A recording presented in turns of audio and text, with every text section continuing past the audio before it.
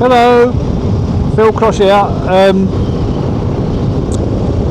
I'm just I went through some of the films I made yesterday and was talking about some of the things that people say, and I basically said there's 2 points and I only actually mentioned one of them.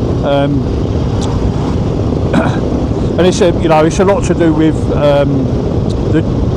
what choice do you have when you're diagnosed with something like this. It's either the end of you, or you have the treatments. We can't guarantee the treatments are going to work, but what choice do you have? You've got to take whatever treatments they give you, in the hope that it does have some sort of positive outcome.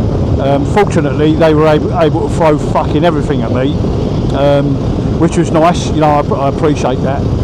But you do get people that say, like I said in the film yesterday, it's your second chance. Make the most of your second chance. And you wonder, what was it I did in the first place to fuck up the first chance? It's that kind of thing. But the second point I want to make with that is, some of the things that people say to you. One of my favourites is you've got to live your life now. You've got to make the most of it. Live your life, make the most of it. And when people say that to me, I actually think to myself, what the fuck are you talking about? What the actual fuck are you talking about? Are you actually just talking for the sake of talking because you can't think of anything else to say? Because if you can't think of anything else to say, then don't fucking say anything. Because when people say to you, you've got to make the most of it, you've got to live your life now. I've got a son that's still at school. I've got a fucking mortgage that needs to be paid. I've got bills that need to be paid. What exactly is it you mean by make the most of it, live your life? What do you mean by that? Because I don't understand what you're trying to say. And that's one of the things that kind of give you the needle. And trust me, it's something you can get very touchy about.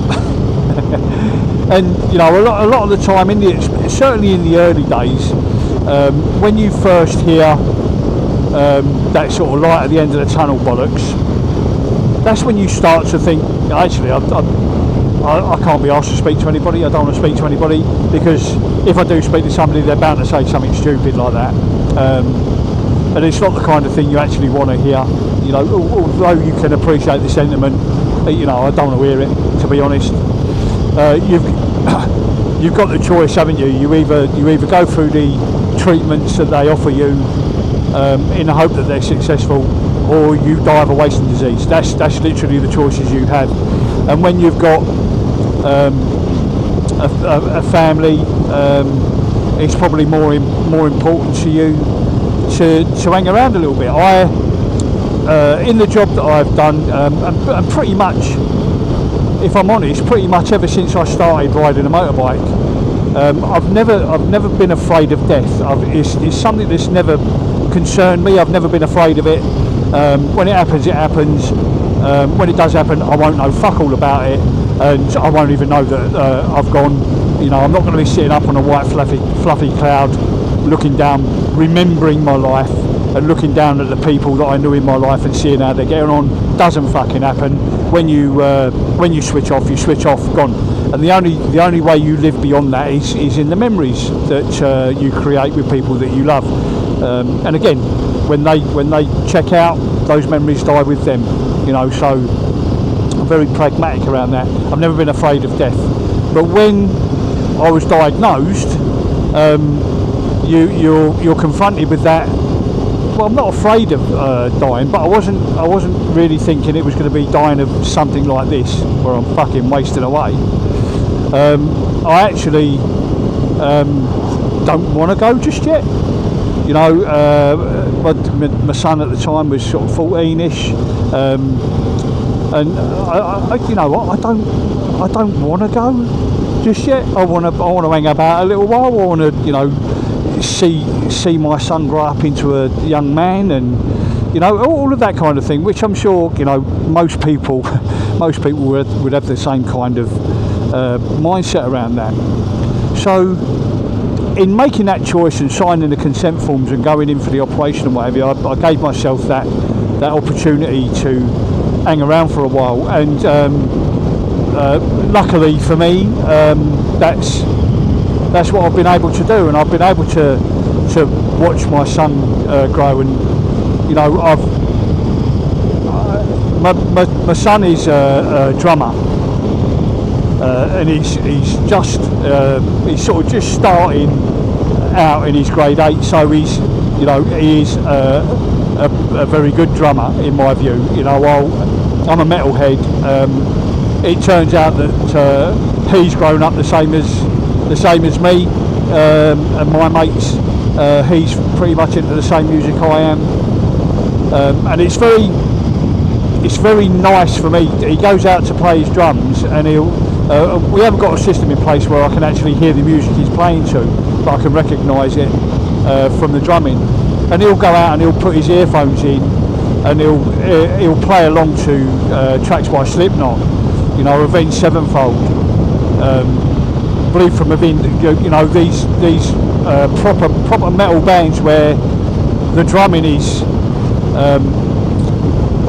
so integral to the music. And I always used to say to him, you know, when I first started out in my little metalhead journey, you know, your bands like your Black Sabbaths and your AC/DCs and whatever, the drumming was pretty much it was just a rhythm section. You know, it was a tempo, keeping the time for the music and that kind of thing. Whereas modern day metal now, the drumming is an absolute integral part of the actual music. It's just phenomenal. You know, he looks up to drummers like Jay Weinberg and Joey Jordison, rest in peace Joey, and those kind of drummers, and he tries to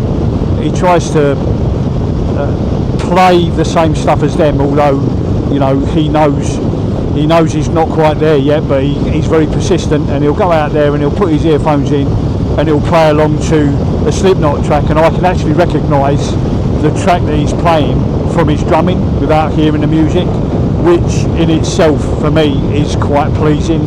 I'm very proud of him in that respect. But what me hanging around actually meant from my perspective was I was able to take him to his very first metal concert. So I say, no, I'm not going to say metal concert, I'm going to say rock concert at Wembley. I took him along to see Slash. That was the first time he went to see a heavy rock style gig. That was last year, beginning of last year. And then a couple of months later I took him into the O2 at Islington, and we saw a band called Mushroom Head. Mushroom Head, fucking phenomenal guys. If you by any fucking stretch of the imagination are listening to this or watching this, that gig in Islington was fucking awesome. I've got to tell you, absolutely fucking awesome. And what you've got to think about is the Islington O2 is tiny, and I think Mushroom Head, that's their modus operandi. Basically, I think they prefer playing to smaller venues. I've never seen a singer fucking crowd surf as much as him out of fucking Mushroom Head. He was brilliant, absolutely brilliant gig, chaps. And that for me was quite a proud moment, because it was the first time that my boy had the opportunity at a metal gig, bearing in mind he's only been to one rock concert before that, to experience the pit. And fuck me, he couldn't wait. He was breaking his neck, and when Mushroom Head came on and the pit was forming, he basically handed me his bag that he had, and off he's gone. Never saw him for the rest of the night. Come back sweating cobs he was, and he thoroughly enjoyed it, absolutely thoroughly enjoyed it. And that was, for me, that was quite a nice moment. And then I was able to, I've taken him to his first rock concert, I've taken him to his first metal concert, and I've then had the opportunity to take him to his first festival. So I took him to Download, and it was Download 2 years ago. So where are we now? Download 24. Fucking hell, the weather was just incredible. The rain and the mud, it was fucking dog shit. But you know, we had a great time. It was just the two of us. He stayed with me the whole time. We had a couple of chairs, bearing in mind that we thought there was going to be a situation where it was so muddy we wouldn't be able to sit down, so we took a couple of chairs, and he stayed with me the whole time, and thoroughly enjoyed it, and we saw some good shit there, you know. Yeah, it was good. We didn't see all of the headlines. Avenged Sevenfold were there that year. We didn't see all of the headliners all the way through, purely because of the weather and the fact that I was in a car park, and the car parks are fucking filled, and the last thing you want to be doing is queuing out of that car park when it's a muddy field, because you're just gonna dig in. So we left a bit earlier so we could just literally get the car moving and get ourselves out without having to sit in queues in a muddy field. So that was that. And then we come to the 2025 Download, and I went again with him, and he took a mate with him this time, because I wanted him to have the opportunity to go off and do what me and my mates did when we was at Monsters of Rock, you know. Just go off and enjoy it, go and see whatever bands he wants to see, because he doesn't necessarily want to see the same bands as I do. And yeah, we got there the first day. This year, 2025, the weather was fucking fantastic, absolutely fantastic. Maybe a bit too hot, but it was fantastic. He knew where I was going to be at certain times of the day for particular bands, and he come and touch base at those times of day.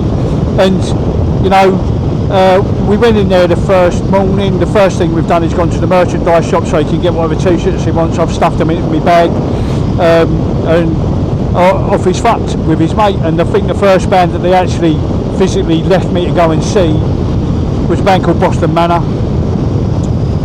He's come back to me after Boston Manor have finished, and proudly showed me a video, and he's taken a video of himself actually on top of the crowd, surfing all the way to the front, down into the sort of gully between the crowd and the stage, and then got himself running out of there, and everybody giving him a fucking round of applause and waves.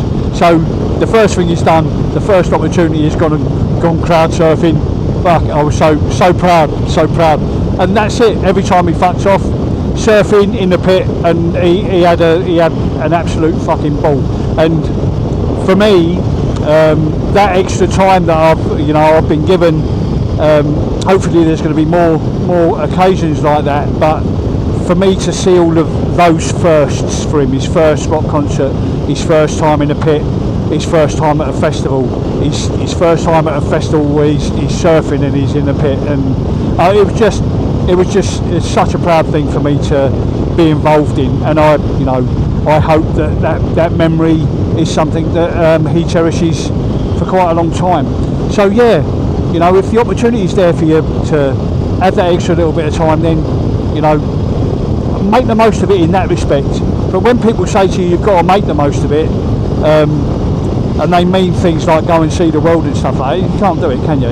You've still got a life to live, you've still got bills to pay. So yeah, that's it. That's me. I'll check out. Ta-da.